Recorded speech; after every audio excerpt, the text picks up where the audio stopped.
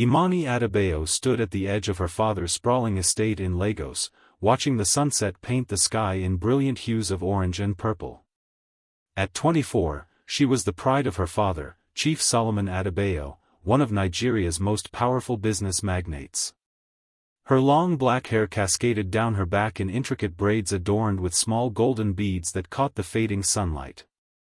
The dark pink bodycon dress she wore had been specially made for her by one of Lagos's premier designers. "Ms. Imani, your father requests your presence in his study," said Kofi, their head of security, interrupting her peaceful moment. Imani nodded and followed Kofi into the mansion. Her father rarely summoned her so formally, which meant something important was happening. As she walked through the marble corridors adorned with contemporary African art, she couldn't help but feel a slight unease. Chief Adebayo sat behind his massive mahogany desk, his face etched with concern. "Imani, my jewel, I need you to travel to Accra tomorrow. There's an issue with our Ghana operations that requires the family's personal touch." "What happened? Is it serious?" Imani asked, immediately shifting into the business mindset her father had cultivated in her since childhood. "Nothing you can't handle," he reassured her with a tired smile. "Just some contracts that need renegotiating. The Oyewole group is trying to undercut us again." Imani stiffened at the mention of their rivals. The feud between the Adebayos and Oyewoles had spanned decades, from when both families were small traders to now, when they controlled vast business empires across West Africa. "I'll take care of it, Baba," she promised. What neither of them knew was that within the walls of their home, someone was listening, a security guard newly hired, whose allegiance lay elsewhere. The next morning, Imani's convoy departed for Accra. 3 black SUVs wound their way through Lagos traffic, her vehicle in the middle, flanked by security. 2 hours into their journey, as they traveled along a less populated road, disaster struck. A black truck rammed into the lead security vehicle, forcing it off the road. Before anyone could react, masked men surrounded them, weapons drawn. Imani's bodyguards reached for their guns, but they were outnumbered. "Stay inside, Ms. Adebayo," her driver shouted, but it was too late. The door was wrenched open, and Imani found herself staring into the coldest pair of eyes she had ever seen. Tau Oyewole didn't speak as he grabbed her arm and pulled her from the vehicle.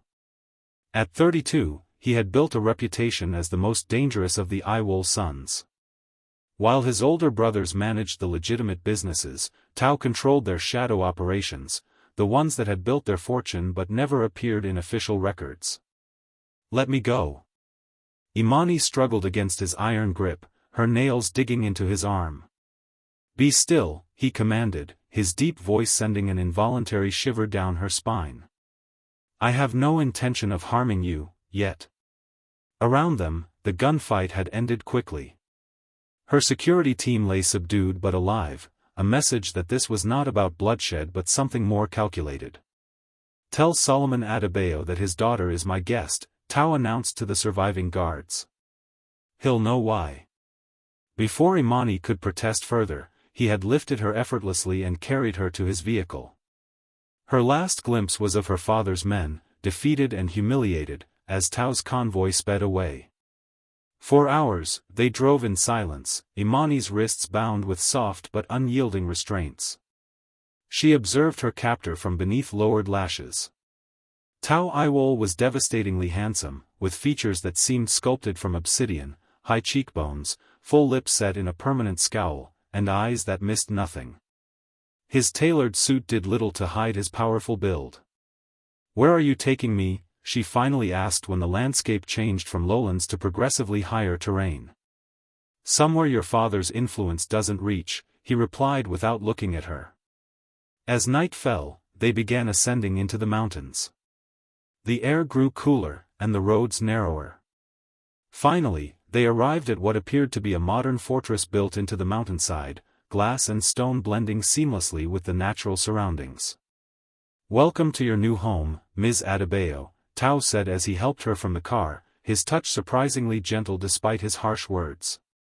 "You'll remain here until your father remembers the meaning of honor." My father is an honorable man, Imani replied defiantly, her chin raised despite her fear. For the first time, Tau smiled, though it didn't reach his eyes. Then we'll see how much that honor is worth when weighed against his daughter's freedom. Little did either of them know that this abduction would set in motion events that would challenge everything they thought they knew about their families, their hearts, and themselves. The mountain fortress that became Imani's gilded cage revealed itself to be a marvel of luxury and isolation. As dawn broke on her first morning of captivity, she stood on the balcony of her suite, gazing at mist curling around distant peaks. Despite her circumstances, she couldn't deny the breathtaking beauty of the Rwenzori Mountains that straddled the border between Uganda and the Democratic Republic of Congo. I trust you slept well. Tau's deep voice startled her as he appeared at the doorway, impeccably dressed in a charcoal suit that highlighted his broad shoulders. Imani turned, her long braids catching the morning light as they swung across her back. She had refused to change out of her dark pink dress, a silent act of defiance. Is that what kidnappers ask their victims these days? About their comfort? She kept her voice steady despite the flutter in her chest whenever he was near. Tau's expression remained impassive. You're not a victim, Ms. Adebayo. You're leverage. And what exactly does my father have that's worth kidnapping me for? She demanded. The truth, he replied cryptically. Something he's denied my family for 20 years. He stepped into the room, placing a folder on the table. Breakfast will be served downstairs. You're free to move about the compound, but the gates are guarded, and we're 2 hours from the nearest village. Trying to escape would be unwise. After he left, Imani opened the folder to find newspaper clippings about a fire at an Adebayo Pharmaceutical plant 20 years ago. The incident had claimed 37 lives, including Tau's mother, who had been a lead research scientist there. Suspiciously, crucial evidence had disappeared during the investigation, and no one was ever held accountable. Downstairs, the household staff, all imposing men with military precision in their movements, treated her with cautious respect. Imani realized they weren't just servants but part of Tau's security team. The boss says you're educated, said Jabari, the head of security, as he poured her coffee. Engineering, right? From Oxford? Chemical engineering, she corrected, surprised he knew this detail. Does your boss always research his kidnapping victims so thoroughly? Jabari's expression softened slightly. Mr. Oyewole doesn't do anything without preparation. You should remember that. Over the following days, Imani explored her luxurious prison. The compound boasted a library, a gym, and gardens that seemed to merge with the wild mountains cape. She found herself drawn to the library, its shelves filled with books on everything from classical literature to advanced engineering. On her 4th day, she discovered Tau there, reading a worn copy of Achebe's Things Fall Apart. He looked different, more accessible without his suit jacket, the sleeves of his crisp white shirt rolled up to reveal powerful forearms. Your father has rejected my first offer, he announced without preamble. He claims he knows nothing about any evidence related to the fire. Because he doesn't, Imani retorted, selecting a book on local flora to occupy her hands. My father builds things, he doesn't destroy them. Tau's laugh was without humor. Your father built his empire on the ashes of others' dreams, Ms. Adebayo. Including my family's. That's a convenient narrative when you're the one who traffics weapons across borders and intimidates competitors, she shot back. Something dangerous flickered in his eyes. You know nothing about what I do. I know enough. The Oyewole Group's legitimate businesses couldn't possibly generate enough capital for your lifestyle. The numbers don't add up, I've studied them. For the first time, genuine surprise crossed his face. You've analyzed my family's financials? Know thy enemy, she quoted with a shrug. My father taught me that. That evening, Imani found a stack of financial records outside her door, actual internal documents from the Oyewole Group. A challenge or a peace offering, she wasn't sure which. As days turned into a week, an unexpected routine developed. Mornings were spent reviewing the documents Tau provided, afternoons exploring the grounds under Jabari's watchful eye, and evenings often included unexpected encounters with Tau himself. During one such evening, a violent storm hit the mountains. Thunder cracked overhead as rain lashed against the windows. The power failed, plunging the compound into darkness. Imani fumbled her way from the library back toward her suite when she collided with a solid form in the dark hallway. Strong hands steadied her, and lightning illuminated Tau's face inches from hers. For a breathless moment, neither moved. She could feel the heat of his body, smell the sandalwood scent of his cologne, and something shifted between them, something elemental and undeniable. "You should be careful in the dark," he murmured, his voice lower than usual. "There are dangers you might not see coming." "I'm not afraid of the dark," she whispered back, acutely aware of his hand still on her waist. The lights flickered back on, breaking the spell. Tau released her abruptly and stepped back, his expression guarded once more. That night, unable to sleep, Imani found herself drawn to the music room where a grand piano stood. Her fingers found the keys naturally, playing a melancholy Yuruma piece her mother had taught her before she died. "You never mentioned you played," Tau's voice came from the doorway. Imani continued playing, not looking up. "You never asked." He entered, moving to stand beside the piano. "Your mother was a pianist before she married your father. She gave up a promising career to become Mrs. Adebayo." This time, Imani's fingers faltered. "How do you know about my mother?" "Like you said, know thy enemy." He sat beside her on the bench, maintaining a careful distance. "Play something else." Whether it was the intimacy of the night or the strange sense of connection growing between them, Imani found herself playing a traditional West African melody. To her surprise, Tau began to hum along, his rich baritone complementing the notes perfectly. "My mother used to sing this," he admitted when they finished. For the first time, vulnerability showed in his eyes. "Before she went to work for your father and never came home." In that moment, Imani saw beyond the dangerous businessman to the boy who had lost his mother. Just as she had lost hers, albeit in different circumstances. "I'm sorry about your mother," she said softly. "But kidnapping me won't bring her back." "No," he agreed, his gaze intense as it held hers. "But it might finally bring justice. And perhaps something else neither of us expected." As he left, Imani realized with growing alarm that her feelings toward her captor were becoming dangerously complicated. The line between captive and willing guest was blurring with each passing day, and her heart was treading into territory her mind warned against. The storm outside had quieted, but the one inside her was just beginning. 3 weeks into her captivity, Imani woke to commotion in the compound. From her balcony, she watched as Tau's men unloaded crates from armored vehicles in the pre-dawn light. Their movements were practiced and efficient, suggesting this was routine. When one crate was momentarily left open, she caught a glimpse of its contents, gleaming metal that could only be weapons. "Curious about our shipment?" Tau's voice came from behind her. Imani didn't startle, somehow, she'd sensed his presence. "Just confirming what I already knew." "You're not just a businessman."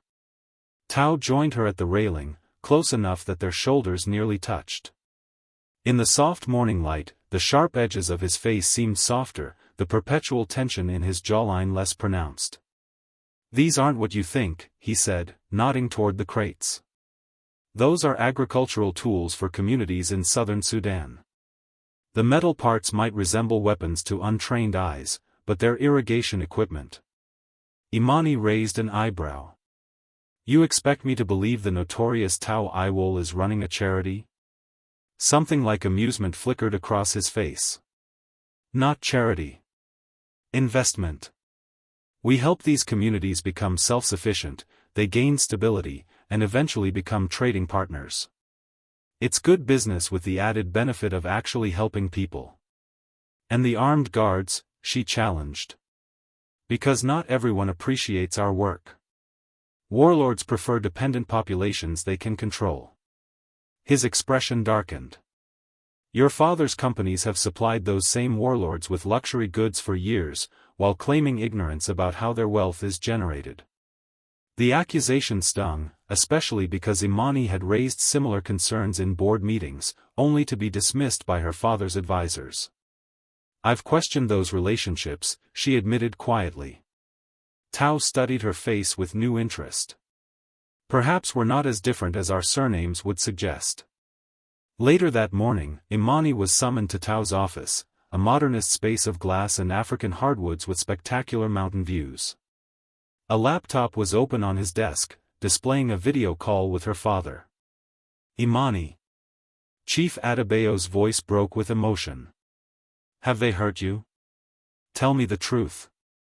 I'm unharmed, Baba, she assured him, acutely aware of Tau standing just behind her, his presence both threatening and oddly protective. Whatever he wants, I'll pay it, her father declared. Just come home safely. Tau leaned forward. I don't want your money, Chief Adebayo. I want the research files your company buried after the fire, the ones proving your pharmaceutical division was conducting illegal testing that killed my mother and 36 others. Solomon Adebayo's face hardened. Those accusations were investigated and dismissed 20 years ago. I won't resurrect old lies to satisfy your vendetta. Then your daughter remains my guest, Tau replied coldly.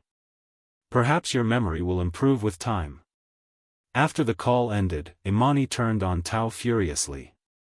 You're holding me for evidence that doesn't exist. My father would never. Your father would do anything for profit, Tau cut her off. Including testing experimental drugs on uninformed participants.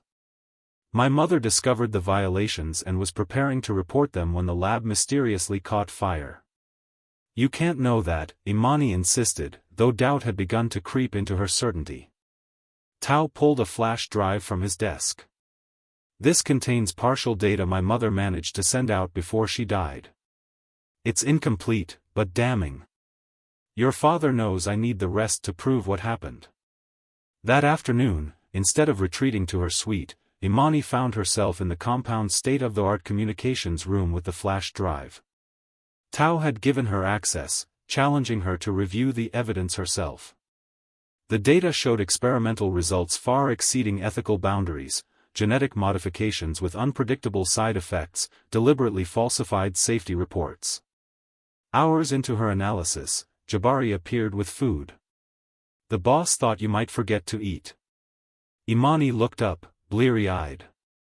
These protocols, they're horrifying if they're real. They're real, Jabari confirmed solemnly. My sister was another research assistant in that lab. She survived the fire but died 3 months later from mysterious organ failure. Just like 5 other survivors. The personal connection struck Imani deeply. I'm sorry about your sister. The boss doesn't just want justice for his mother, Jabari continued. He wants to prevent the next generation of these experiments. Adebayo Pharmaceuticals is still using derivatives of that research, just better hidden now. That night, unable to sleep with the weight of these revelations, Imani wandered to the compound's roof terrace. The mountain air was crisp, stars brilliant in the clear sky. She found Tau already there, gazing at the constellations. My mother taught me the stars, he said without turning. She said no matter how far apart we were, we'd always be under the same sky. Imani moved beside him. My mother used to say something similar. They stood in companionable silence before Imani spoke again. If what you've shown me is true, I can't defend my father's company. But I need to believe he didn't know personally. Would it make a difference? Tau asked, finally turning to face her. If he knew or merely chose not to know? The question pierced her carefully constructed worldview. In the moonlight, with brutal honesty between them, she felt something shift. Tau was no longer simply her kidnapper but a man seeking justice for unimaginable loss. I need to make this right, regardless of my father's involvement, she decided. I have access codes to the company's archived servers. If those files exist, I can find them. For the first time, Tau smiled genuinely at her, transforming his severe features into something breathtaking. I was hoping you'd say that. The next morning brought unexpected intimacy as they worked side by side, Imani attempting to remotely access her father's secure systems while Tau provided the technological tools to bypass security measures. Their hands occasionally brushed, lingering longer each time.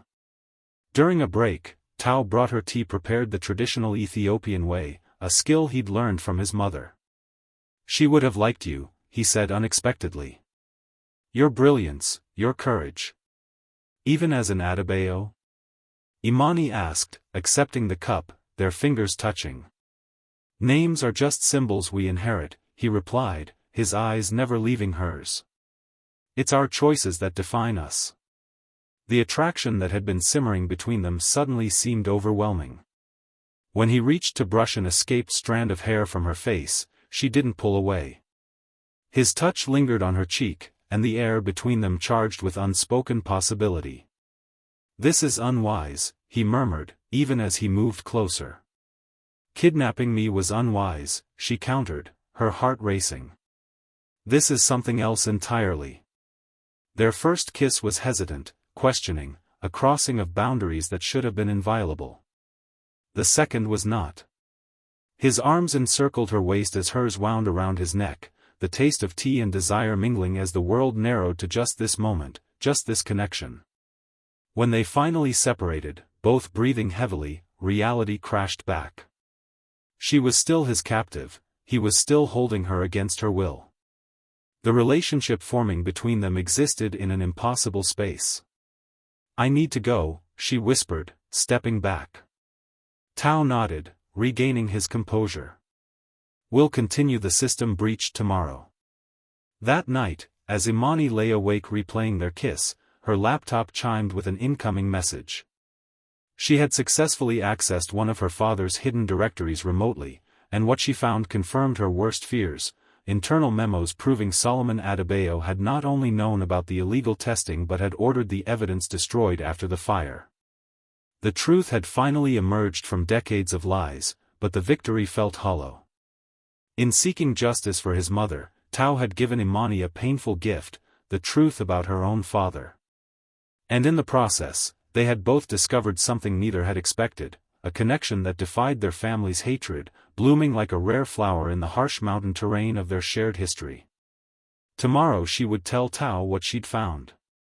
Tomorrow they would decide what justice truly meant. But tonight, she allowed herself to mourn the father she thought she knew, while her heart quietly acknowledged the feelings growing for the man who had forced her to see the truth. The mountain fortress vibrated with tension the next morning. Overnight, the compound's security had doubled, with armed men patrolling the perimeter in a state of high alert. When Imani entered Tau's office, she found him surrounded by his lieutenants, their conversation ceasing abruptly at her appearance. Your father knows, Tau explained after dismissing the others, his expression grim. Our systems detected multiple attempts to trace your remote access last night. He knows you've seen the evidence. Imani's stomach tightened. How bad is it? Bad enough that he's mobilized his private security force. Our sources report they're preparing for an extraction. Tau's eyes held hers steadily. Your father isn't coming to negotiate anymore. He's coming to silence us both. The realization hit her with devastating clarity. Her father would rather eliminate evidence and witnesses than face justice. He knows I would never protect him after seeing those files. You're his daughter, Tau countered. He might still believe he can convince you. I found additional records, Imani said quietly. The testing program never really ended. They just moved it offshore, to facilities in countries with minimal oversight. They're still experimenting on vulnerable populations, creating dependencies on medications with built-in obsolescence. Her voice broke. People are still dying because of my family's company. Tau's expression softened as he moved to her side. This isn't your burden to bear. Of course it is, she replied fiercely. I've lived in luxury my entire life because of those profits.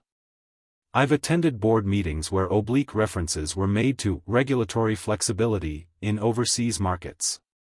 I suspected but never pushed hard enough for answers. His hand found hers, strong fingers intertwining with her own. What matters is what you do now. Their eyes met, the connection between them deepening with understanding. In that moment, Imani made her decision. She would stand against her father's corruption, whatever the cost. I need to make a statement, she said decisively. Release everything we've found to international regulators and media simultaneously. My father has too much influence to trust any single channel. Tau nodded approvingly. It won't be safe for you afterward. Your father's reach extends beyond Nigeria. I know, she acknowledged. But I can't live with myself if I stay silent. Over the next 48 hours, they worked tirelessly preparing the evidence. Imani's chemical engineering background proved invaluable as she annotated complex formulas and testing protocols, explaining in layman's terms how the company had crossed ethical lines. Tau provided secure channels to journalists and regulatory bodies known for their integrity. As they worked side by side, their professional collaboration gradually gave way to personal intimacy. Shared meals became opportunities for revelation, coffee breaks turned into moments of vulnerability where pieces of their lives were exchanged like precious gifts. My mother was already sick when she discovered the testing violations, Tau confided one evening as they sat on his private balcony, the mountain air cool around them. She had lymphoma but kept it secret to avoid being removed from the project. She knew she was dying but was determined to expose the truth first. Imani leaned her head against his shoulder. She sounds remarkable. She was. His arm slipped around her waist naturally. Like her son, she could be singularly focused to the point of obsession. Is that what I am? An obsession? Imani asked, only half joking. Tau turned to face her fully, his expression serious. You were meant to be a means to an end. My revenge against your father. His hand cupped her cheek. You've become much more than that. Their kiss was different this time, unhurried, deliberate, speaking of possibilities beyond revenge and redemption. When she pulled him toward her bedroom later, no words were necessary. Their bodies communicated what their complicated circumstances made difficult to voice: desire, respect, and growing love intertwined with the danger surrounding them. In the early hours of the morning, as they lay wrapped in each other's arms, reality intruded in the form of Jabari's urgent knock. Boss, we've got movement in the valley. Multiple vehicles approaching. Tau was immediately alert. How many? At least 4 SUVs. Standard configuration for Chief Adebayo's security detail. Imani felt Tau tense beside her. He's coming himself? Appears so. ETA 30 minutes. After Jabari left, Tau turned to Imani, his expression conflicted. You should remain here. Whatever happens next could get ugly. She sat up, pulling the sheet around herself. He's my father. Maybe I can talk to him. The man who raised you might listen, Tau conceded. But the man who ordered evidence destroyed and people silenced? That man is dangerous. Despite his objections, Imani insisted on being present. As dawn broke over the mountains, they stood together on the compound's main terrace, watching the procession of black vehicles winding up the access road. Tau had changed into an immaculate suit, his public armor back in place, though his hand remained protectively at the small of Imani's back. She had chosen to wear traditional Nigerian attire, a richly embroidered burgundy geli and matching dress that had been among the clothes provided for her captivity. The symbolism wasn't lost on either of them. She was embracing her heritage while rejecting her father's corruption. The vehicles stopped in the courtyard below. Chief Solomon Adebayo emerged from the central SUV, surrounded by bodyguards. Even from a distance, Imani could see the fury in his bearing as he spotted her standing beside Tau. Release my daughter immediately, he shouted up at them. Tau's voice carried effortlessly across the space. Your daughter stands where she chooses. The older man's face contorted with rage. Imani. Have you lost your mind? This man is our enemy. Imani stepped forward. I've found the truth, Baba. About the fire. About the testing. About everything. Whatever lies he's told you. No lies, she interrupted. I saw the files myself. Your signature authorizing the destruction of evidence. Your continued approval of experimental protocols overseas. For a moment, genuine remorse flickered across her father's face. Everything I did was for our family's future. For your future. Don't you dare, Imani's voice shook with emotion. Don't use me to justify what you've done. Security personnel from both sides maintained a tense standoff as father and daughter confronted each other across the moral divide. Solomon's gaze shifted to Tau. You've turned my daughter against me. That alone deserves retribution. Your own actions condemned you, Tau replied evenly. Imani has made her choices with clear eyes. Solomon's expression hardened. So be it. He made a subtle gesture to his head of security. Gun! Jabari shouted, pushing Tau and Imani down as shots rang out. Chaos erupted in the courtyard. Tau's men, better positioned and prepared, returned fire with precision. Imani watched in horror as bodies fell on both sides, including her father's longtime head of security. Get her inside. Tau commanded his men as he drew his own weapon. Imani resisted the guards trying to lead her to safety. Stop this. Too many have died already. Perhaps it was her voice cutting through the gunfire or the realization of what he was about to lose, but Solomon suddenly raised his hand. Hold your fire. Hold your fire. Gradually, the shooting ceased. In the eerie silence that followed, Solomon called out again, his voice strained. Imani, please. Come home. Whatever he's told you, whatever you think you know, we can fix this. Tau tensed beside her, and she realized he feared she might waver. She squeezed his hand reassuringly before responding. There's no fixing this, Baba. Not anymore. Her voice carried clearly in the mountain air. We've already sent the evidence to authorities in 5 countries. By this time tomorrow, it will be public knowledge. The blood drained from Solomon's face. You've destroyed everything. No, she contradicted firmly. You did that yourself, years ago. I'm simply bringing truth to light. Solomon appeared to age before their eyes, his shoulders slumping. And what happens now? You stay with him? The son of our greatest enemy? Imani looked at Tau, whose eyes never left her face. In that moment, surrounded by danger yet feeling strangely free, she answered honestly. I stay with the man who showed me truth when you offered only comfortable lies. The man who kidnapped me and then, ironically, set me free. As if sensing defeat, Solomon signaled his remaining men to retreat. Before entering his vehicle, he looked back at his daughter one last time. When this all comes crashing down, remember you chose this path. After the convoy disappeared down the mountain, Tau turned to Imani. He won't give up that easily. This is just a tactical retreat. I know, she acknowledged. Once the evidence goes public, he'll be fighting for survival. He'll become even more dangerous. Tau's arms encircled her. We knew there would be consequences. Yes, she agreed, looking up at him. But I didn't expect the most significant consequence would be finding you. His smile was tender as he traced the outline of her face with his fingertips. When I took you from that convoy, I thought I was capturing an Adebayo. Instead, I found Imani. As they stood amid the aftermath of violence, the complicated reality of their situation remained. They had become unlikely allies and unexpected lovers, their futures now irrevocably intertwined. The evidence they'd gathered would soon trigger a global scandal, placing them both in danger from multiple quarters.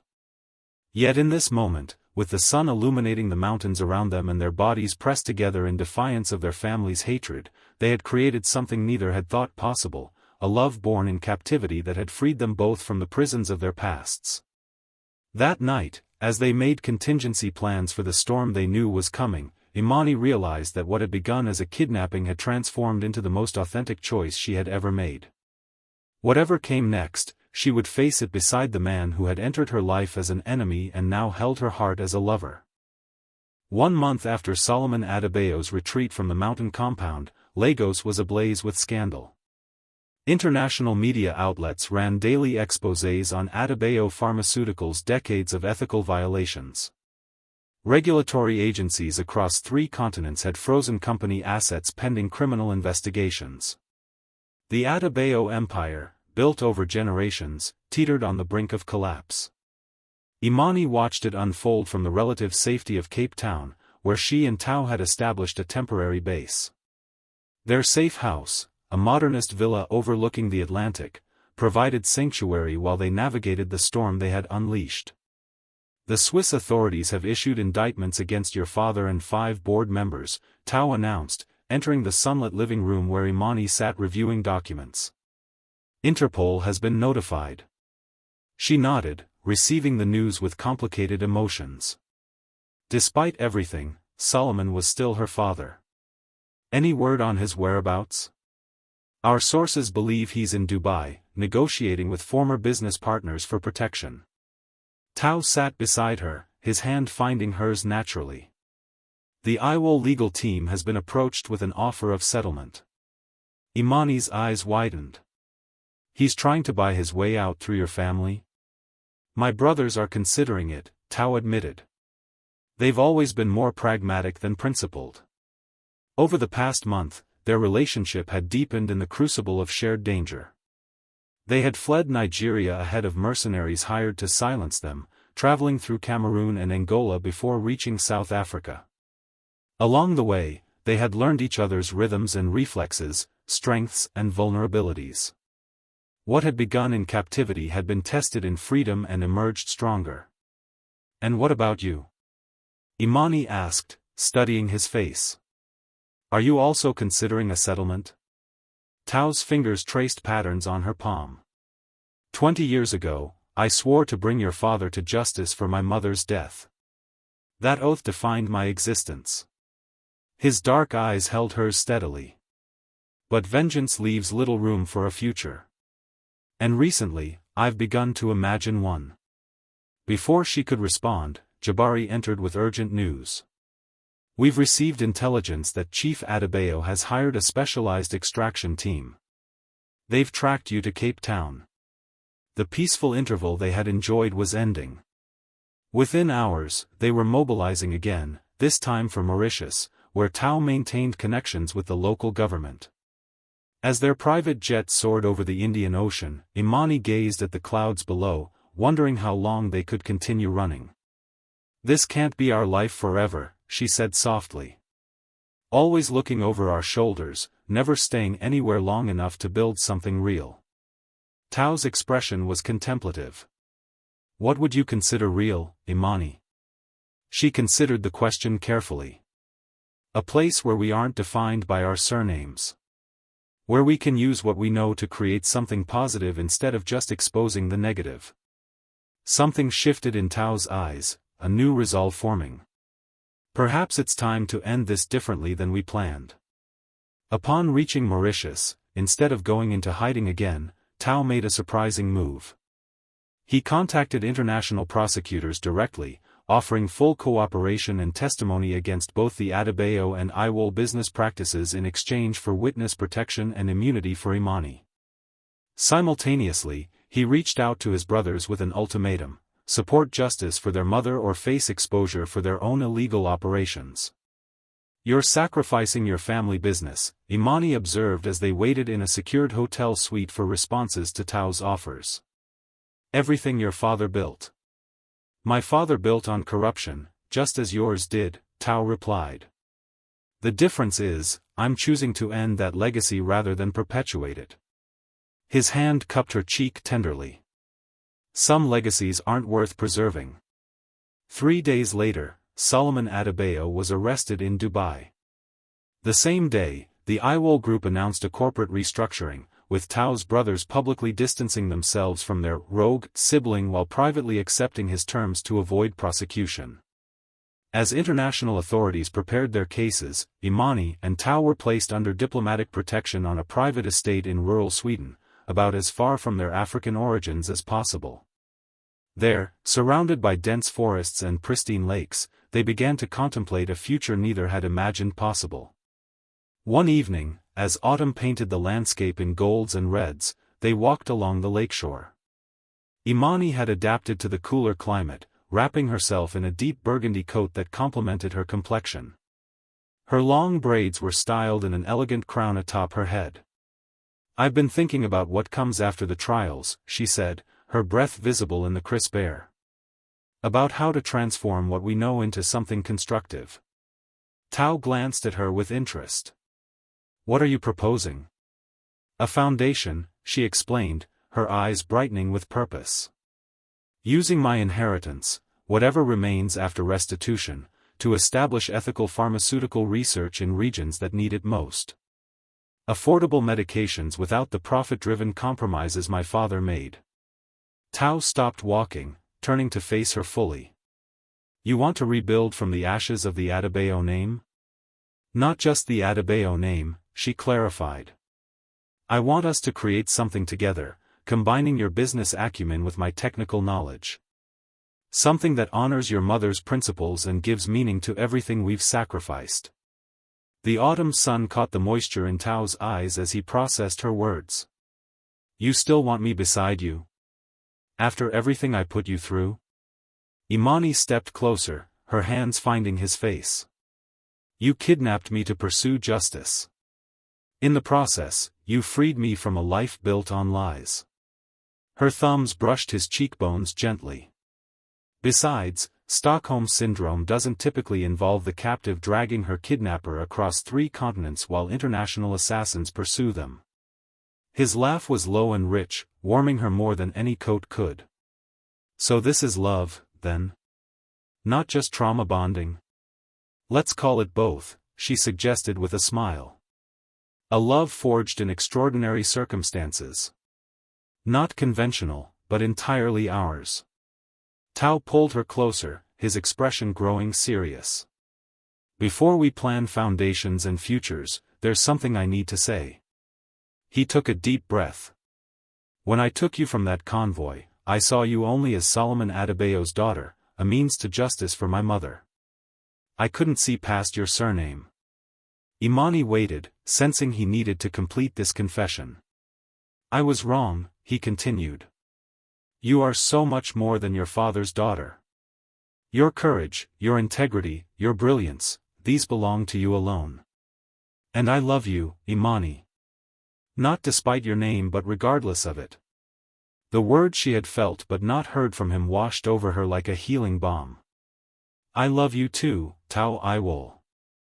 The man who showed me that sometimes captivity leads to the greatest freedom."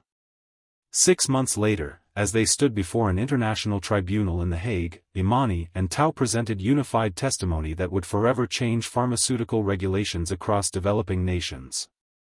Their evidence led to convictions not only of Solomon Adebayo but of corporate executives from 3 continents who had participated in the exploitation. The media called it the greatest pharmaceutical scandal since thalidomide.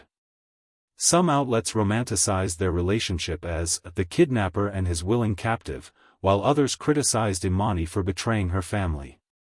Through it all, they remained focused on their larger purpose, working with legal teams to ensure maximum restitution for victims of the illegal testing.